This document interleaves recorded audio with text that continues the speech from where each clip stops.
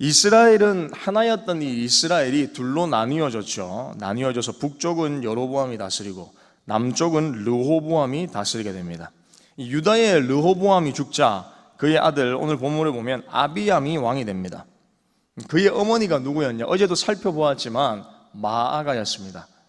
마아가는 다윗의 아들 압살롬의 손녀였습니다. 역대하 11장 21절에 보면 르호보암은 아내가 18명, 첩이 60명, 아들이 28명, 딸이 60명이었는데 그 중에서 르호보암은 다른 아내들보다 마아가를 더욱 사랑했다라고 말씀하고 있습니다. 그래서 마아가의 아들 아비암을 다음 후계자로 르호보암은 세우고 후에 그가 왕이 되는 것이죠. 남유다의 2대 왕으로 등극한 아비암에 대해 오늘 본문은 기록하고 있는데 짧은 내용이지만 아비암이 사는 날 동안 있었던 일을 크게 두 가지로 오늘 기록하고 있습니다. 먼저 3절을 한번 보실까요? 3절입니다. 읽어보겠습니다. 시작. 아비암이 그의 아버지가 이미 행한 모든 죄를 행하고 그의 마음이 그의 조상 다윗의 마음과 같지 아니하여 그의 하나님 여호와 앞에 온전하지 못하였으나. 아멘. 무슨 이야기를 하고 있습니까? 부친 르호보암이 이미 행한 모든 죄를 다 지었다, 이렇게 먼저 말하고 있죠. 3절에 말씀합니다. 그런데 아비암의 행위에 대한 기준이 있는데 그 왕들 중에 가장 유명한 왕이었던 다윗이 그 기준이 되는 겁니다. 그의 조상 다윗의 척도 곧 다윗이 여호와 앞에서 행한 내용을 근거로 지금 아비암을 평가하고 있다는 것이죠. 다윗이 여호와 하나님 앞에서 행한 삶의 내용을 5절에서는 이렇게 말씀하고 있습니다. 5절 다 같이 한번 읽어보겠습니다. 시작. 이는 다윗이 햇사람 우리아의 일 외에는 평생에 여호와 보시기에 정직하게 행하고 자기에게 명령하신 모든 일을 어기지 아니하였습니다. 여기서 중요한 것은 여러분 무엇이냐? 햇사람 우리아의 사건이 아니라 우리아의 일로 범죄를 저질렀다, 이 내용이 아니라 평생에 여호와 보시기에 정직히 행하며 말씀을 지켰다는 겁니다. 다윗의 평가는 이것입니다. 하나님께서 내린 다윗의 평가는 무엇이냐? 내 앞에서 정직하게 행하며 말씀을 지켰다라는 것이죠. 아비암이 모든 죄를 행했다는 것과 여러분 다윗이 명령을 지켰다는 것은 매우 대조적이죠. 아비암은 모든 죄를 지었지만 다윗은 모든 하나님의 말씀을 지켜 행하면서 정직하게 살았습니다. 하나님의 기준은 여러분 매우 분명합니다. 명령과 법도를 지키는 것입니다. 이스라엘 백성이 평탄한 삶을 살기 위해서는 한 가지입니다. 다윗의 딱 기준이 되는 것이죠. 다윗을 통해 말씀하셨던 하나님의 명령과 법도를 지켜 행하면 이스라엘 백성은 참된 평안을 얻게 되는 것입니다. 하나님의 온전한 통치 속에 거하게 되는 것이죠. 이스라엘이 여러분 둘로 나뉘어진 것도 결국 솔로몬 때에 하나님의 말씀을 저버렸기 때문이죠. 말년에 솔로몬이 하나님께 어떻게 합니까? 말씀을 지키는 것보다 죄를 행하는데 더욱 민첩하게 변질되어 버립니다. 하나님께서 2번이나 솔로몬을 찾아가셨음에도 불구하고 솔로몬은 그것에 깨어 반응하지 못했던 것이죠. 우상을 숭배하고 하나님을 저버리는 일을 민첩하게 속히 행했던 사람이 여러분 솔로몬 왕이었습니다. 르호보암 때도 마찬가지죠. 사는 날 동안 여호와 보시기에 정직하게 행하지 못했습니다. 다윗과 같이 명령하신 모든 일을 지키지 않았죠. 오늘 본문에 등장하는 이 아비암이 그렇다면 실패를 본받아서 다윗의 길로 따라야 되는데 그렇지 못했습니다. 완전히 실패했던 르호보암 자신의 아버지의 길을 따라 행했다는 것입니다. 즉 죄에 대해서 민첩하게 깨어 반응하고 하나님의 말씀을 듣고 지켜 행하는 것보다 죄를 짓고 우상을 숭배하는 일에 더욱더 마음을 쏟았던 사람이 여러분 누구냐면 아비암이 되는 것이죠. 여러분 성경은 딱 2가지 이야기하는 겁니다. 가운데가 없습니다. 하나님의 말씀을 지켜 행하는 것과 아니면 세상으로 가는 것입니다. 즉 하나님 외에 다른 것을 섬기는 것이죠. 그런데 아비암은 하나님의 명령을 지켜 따르는 그 하나님의 통치를 선택하지 않고 우상 숭배, 자신의 아버지가 행했던 그 죄를, 그 모든 죄를 다 따라 행했다라고 오늘 성경에서는 이야기하고 있다는 것입니다. 이것이 그가 사는 날 동안 행했던 일입니다.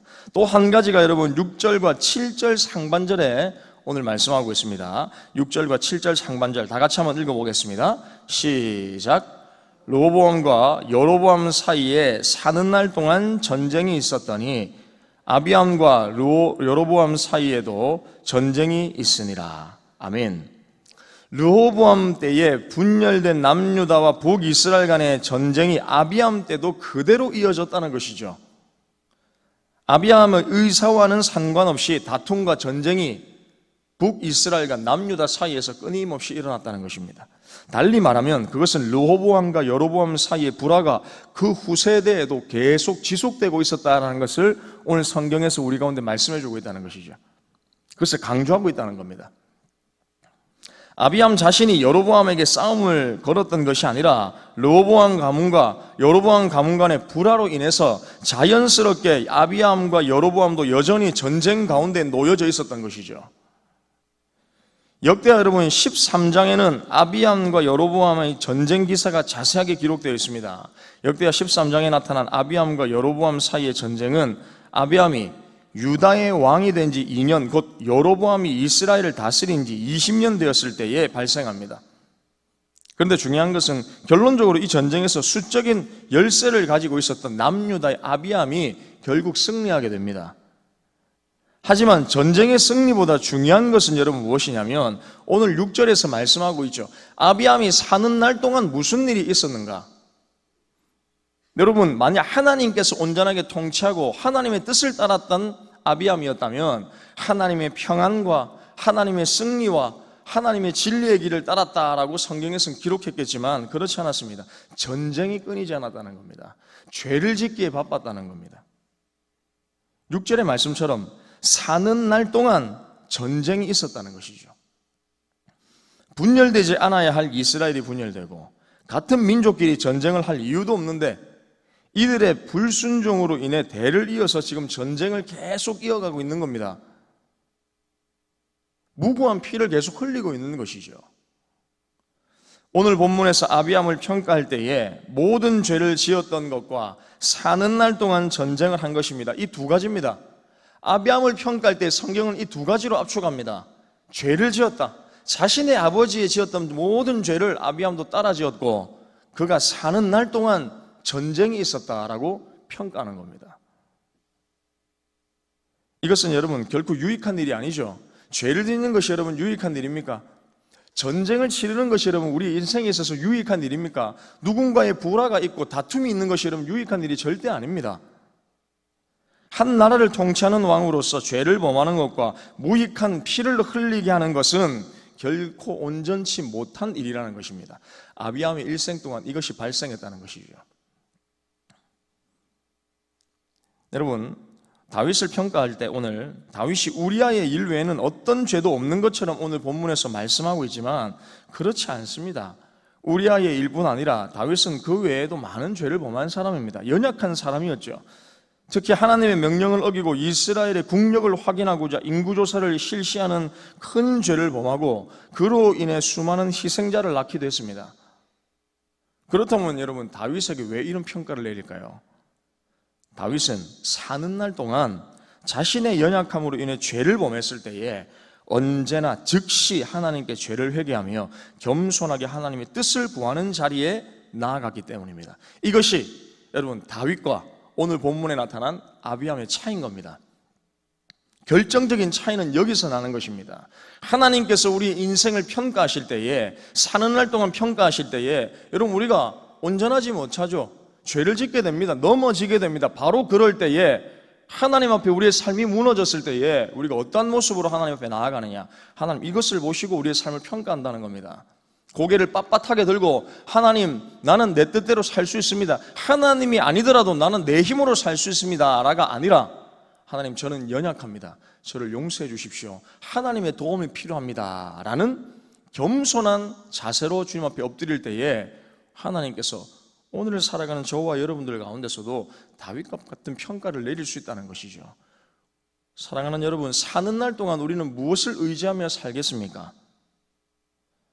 자신의 아버지 르호보암이 행했던 길을 아비암은 그대로 따라갔죠.